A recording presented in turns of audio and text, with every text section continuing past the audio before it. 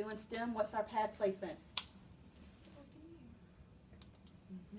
Active is positive and proximal. App, right?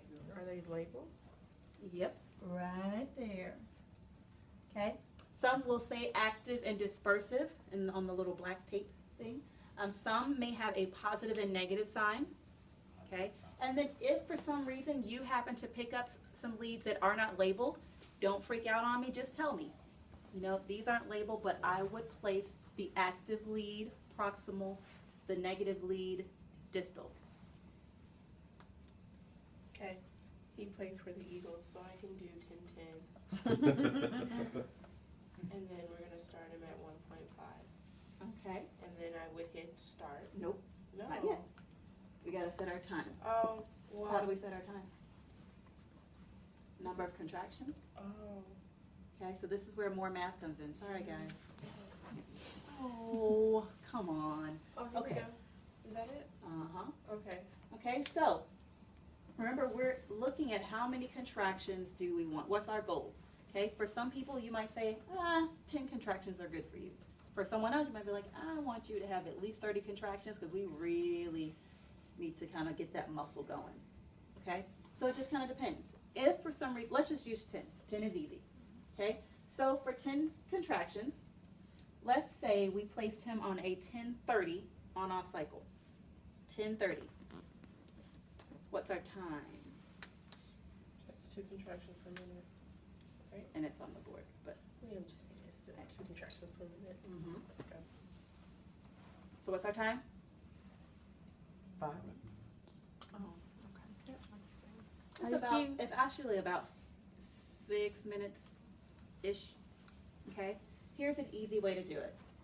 If we're on a 10-10 cycle, you're gonna get about 3 contractions a minute, okay? Or you're going to get 3 contractions a minute.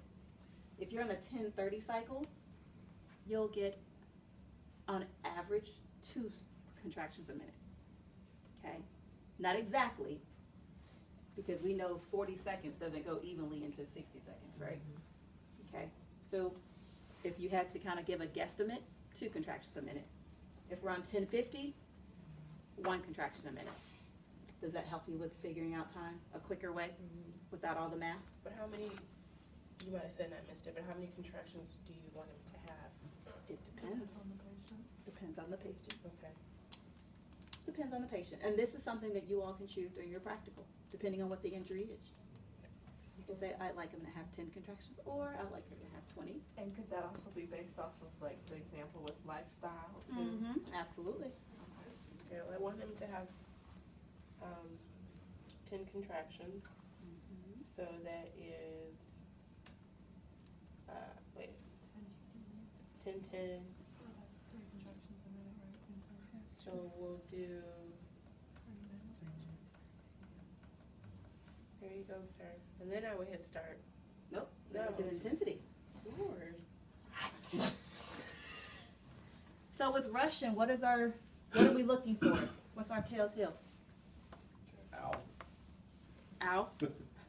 Oh, now I remember. So when he can take it, well, Well, hold on. not when he 'cause can take it, right. but when I keep going, and then when I can see that his arm is, when you can see movement. When we Yes. got movement, then we are in the money. okay, so let's say he starts to feel it at, Right there, right there. It's not on, Go is it? down. Go down. I'm sorry. Oh, it's okay. No, it's You have to No, it's go. okay. Because you want it contracted. You want it to contract. Yes, right there, right there. Ooh, he was looking like, Are you fighting it or are you No, relaxed? I'm relaxed.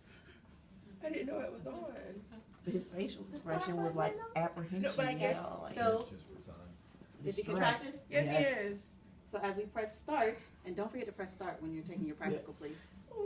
It's on, and then you'll see him relax. You're intending it? Yeah, I'm sorry. I didn't know I was really gonna do it. It's alright. Okay? That's the Russian.